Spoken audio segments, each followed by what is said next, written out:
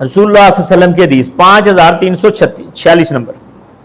امام بخاری کہتے ہیں حدثنا علی بن عبداللہ قال حدثنا سفیان عن الزہری عن ابی بکر بن عبد الرحمن ابی مسعود. ابو مسعود رضی اللہ تعالیٰ عنہ نبی علیہ الصلوۃ والسلام کے صحابی کہتے ہیں کہ نہن نبی علیہ الصلوۃ والسلام نے منع کیا ہے عن ثمن الکلب کتے کی بیع سے. کتے کی خرید و فروخت حرام ہے، یہ بات یاد رکھیں.